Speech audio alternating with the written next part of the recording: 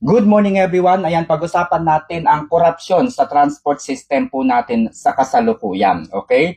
So ipapaliwanag ko lamang po ng maayos at tama, no? Doon po sa mga driver, doon po sa mga nagda-drive sa Grab, sa InDrive at sa iba pang mga transport network companies na wala pong sariling sasakyan. Ibig sabihin, nagba-boundary lamang kayo. Huwag po kayong makialam dahil hindi ninyo alam ang sistema sa transport system ngayon. Okay?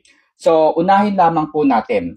Ang mga tinatawag na TNC o Transport Network Companies, ito po yung Grab, InDrive, Joyride, at iba pa.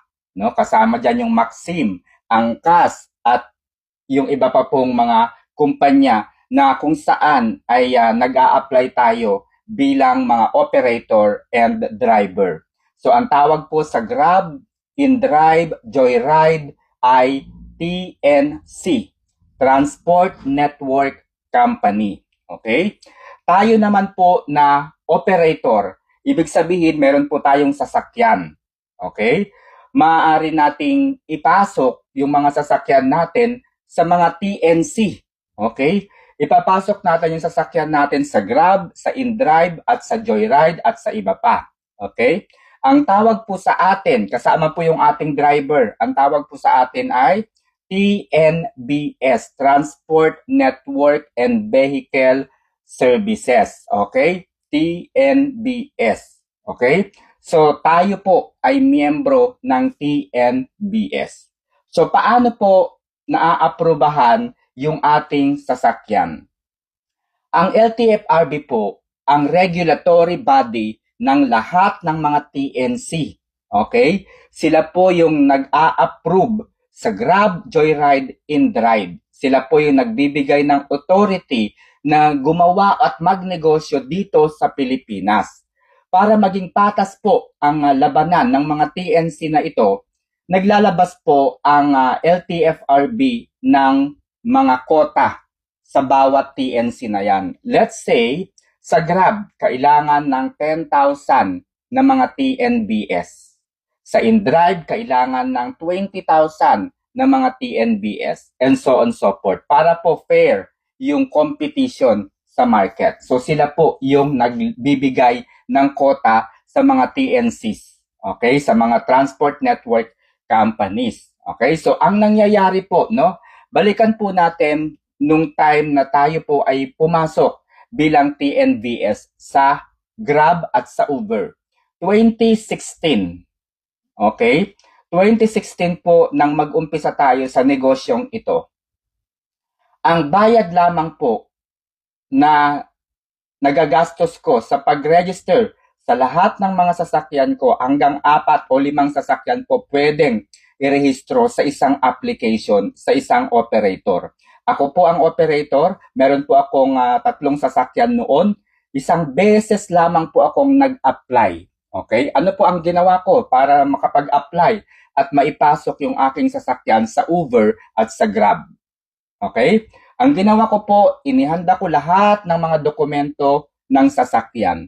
Totoong dokumento, totoong ORCR, totoong invoice, totoong resibo, totoong license ko, yung aking isinumite sa law firm. Ayan. Meron pong law firm na kung saan doon tayo nagsasubmit ng mga dokumento natin.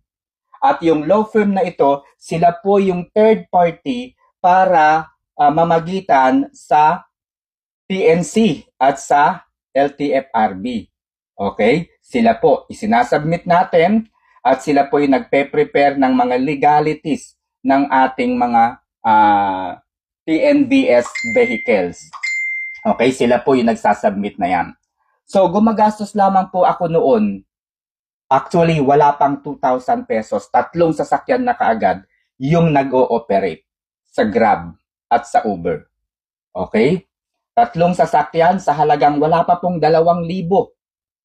Wala pa pong 1,500. 3 sasakyan. Ngayon po, paano po ang nangyayari? Magbibigay ng slot ang LTFRB, let's say for example sa Grab. No? Paano ka mag-a-apply? Pupunta ka sa Grab, sa Marikina Hub, Sasabihin, wala pang slot. Tatanggapin nila yung dokumento po pero sasabihin, wala pang slot. So, habang ikaw ay nag-a-apply at lumalaban ng patas, yung application mo sa Grab, matetenga ng mula 6 na buwan hanggang higit 1 taon. Bakit? Kasi lumalaban ka ng patas, hindi ka nagbabayad, hindi ka gumagamit ng fixer. Okay? Pero, pansinin ninyo, mga kaibigan, may iba doon na nagpupunta sa Marikina Hub in just 1 to 2 weeks. And even 3 weeks. O sabihin na natin 1 buwan, activated ka agad yung kanilang sasakyan. Bakit? Kasi napipilitan yung mga TNBS na pumunta, lumapit sa mga ahente, sa mga agent. Sasabihin ng agent sa inyo, ito sir, wala pong slot sa kasalukuyan. Ha? Wala pong slot. Naubos na po yung binigay ng LTFRB na slot sa Grab. Pero kaya kong i-activate ang iyong account.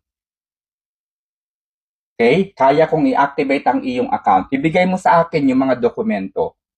Okay? So, ang bayad nga lang po, syempre, para pampadulas, doon sa loob, magbabayad lamang po sir ng 35,000 pesos o kaya naman 75,000 pesos o kaya 80,000 to 100,000 pesos. Depende po sa mga fixers. Depende po sa mga agent. Yung iba po naniningil po ng 80,000 para sa temporary activation ng kanilang TNBS. Sasabihan kanila na, sir, ganito po yan ha, temporary lamang po ito. Malaki po yung posibilidad na masilip ito ng LTFRB. Pag nasilip po nila, ma-deactivate po ang inyong account. Okay? So, pag na-deactivate po yung inyong account, wala na po kaming hawak dyan. Hindi na po namin yan kayang idepensa kasi LTFRB na po yung nagbawal na yun. So, kung gusto mo po, sir, para hindi po masilip ng LTFRB, ililigit po natin ito. Okay? Ililigit po natin ito. So, kung legit po, sir, medyo may kamahalan po. Medyo mas mataas yung bayad. Okay? Sasabihin nila sa iyo, 100,000 po sir. Legit po yan. Nakalagay po yan sa website ng LTFRB.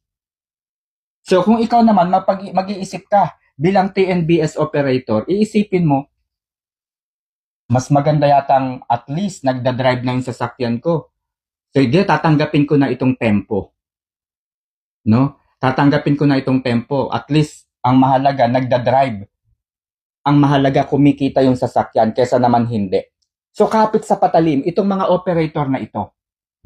And kung gago yung agent o yung fixer na nakausap mo, after 5 months, sila mismo ang magde-deactivate o magre-request to deactivate your account sa Grab. Bakit? Dahil meron silang hawak, meron silang contact doon sa loob ng Grab. Sasabihin nila, i-deactivate mo tong account na to para lumapit sila uli sa akin, para magbayad uli sila sa akin for reactivation. Ganun po ang ginagawang korupsyon ng mga fixer and agent. Okay? So, i-deactivate nila yung inyong account. At, gaya nga po ng sinabi nila, hindi po namin kontrolado. Kasi lalabas po doon sa application mismo, hindi tumutugma, napansin namin na ang iyong mga dokumento ay hindi tumutugma sa record ng LTFRB. So kung titignan mo yung sistema, labas dito yung LTFRB, hindi po nila nakikita, wala po silang control sa application ng Grab. Hindi po nila control yung platform. Hindi po nila control yung app. Yung Grab Driver app, hindi po nila control yan. Ang control lamang po ng LTFRB, syempre, binigyan sila ng slot. No? Binigyan sila ng slot, binigyan sila ng authority, o sige, mag-operate kayo bilang transport network company. Basta make sure na tama yung mga dokumento. Kung mapapansin niyo sa mga Tempo account, peke yung mga ORCR. Peke yung mga ORCR. Sa tingin nyo, maiisa-isa ng LTFRB yung mga dokumento na nandoon sa Grab, nandoon sa Joyride, nandoon sa InDrive, nandoon sa iba't ibang TNC. Hindi nila kaya yan. Kaya ang merong nakakaalam diyan, ang Grab mismo at yung fixer and agent. So, sana ay mapansin ito. So, kung naaalala ninyo, mga kaibigan, 2016, nang magkaroon tayo ng sasakyan.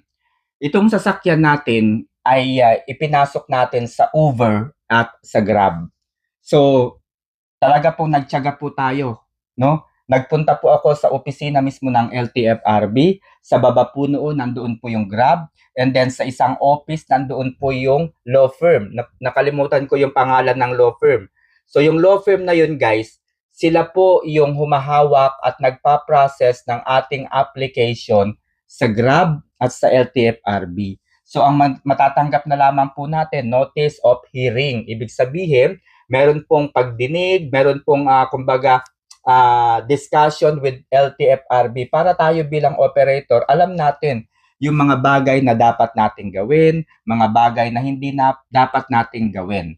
Yung mga labag sa transport system, rules and regulation, yung mga batas po, dapat alam po natin yon. Kaya po nagkakaroon ng hearing na tinatawag. Hindi po yung kaso na hearing po yun, ha?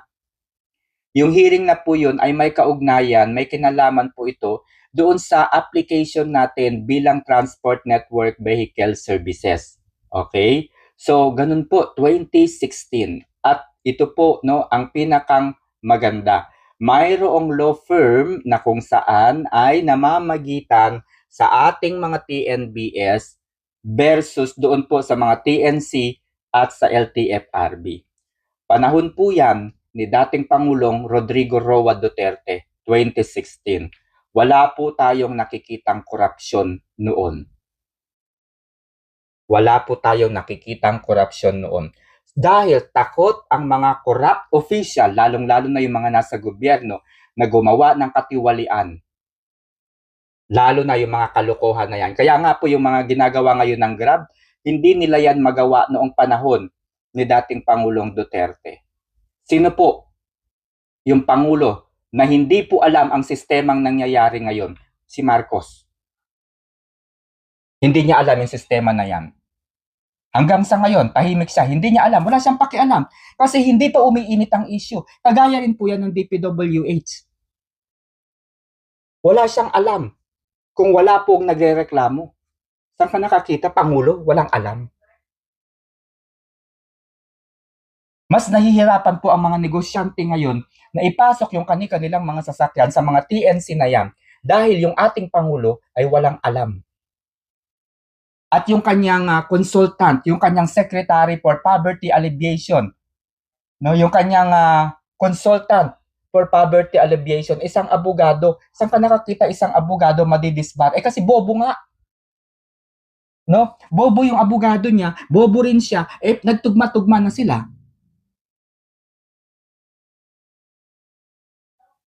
So, to cut the story, malaki po ang korupsyon sa mga TNC, Transport Network Companies, Grab, InDrive, Joyride, and others. Dahil ang bayaran po dyan para ma-activate ang iyong pekeng operasyon ay mula 35,000 hanggang 120,000 pesos. So sa mga nanonood po ng mga driver, hindi po ninyo ito naiintindihan. Dahil hindi po kayo mismo ang nakikipag-transact at nakikipag-usap sa mga agent. Kasi kayo po bilang mga driver, ang hinihingi lang sa inyo, driver's license. I-activate lamang po yung inyong account. Samantalang mga operator po, kami po na mga operator, kami po yung nakikipag-usap directly sa mga agent na yan. Okay? So sana guys ay nalinawan po kayo at sana po ay mapigilan at matapos na itong korupsyon na ito. Let's share this video.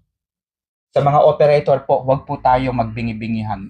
Wag po nating isipin na sayang din naman yung kinikita natin.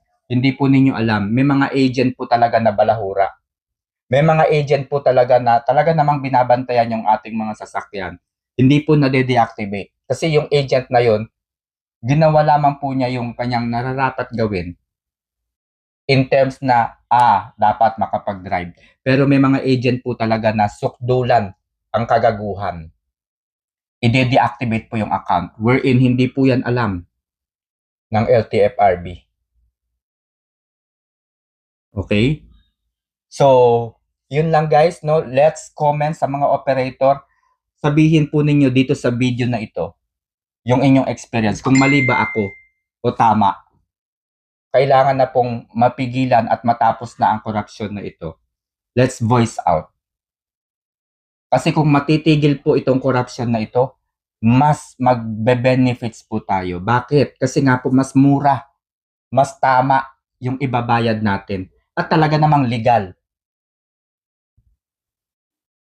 No? Yung ating operasyon. Hindi tayo kakabahan, hindi tayo matatakot na dumaan sa Terminal 3. Di ba? So ngayon po takot na takot itong mga tempo na ito. Ayaw nilang dumaan sa Terminal 3. Ayaw nilang dumaan sa ganito. Pag may nakita silang LTO o LTFRB dyan sa gilid-gilid, hindi sila dumadaan. Kabado. Yung mga operator, lalo na yung mga driver. Di ba? So, yun lang guys and salamat.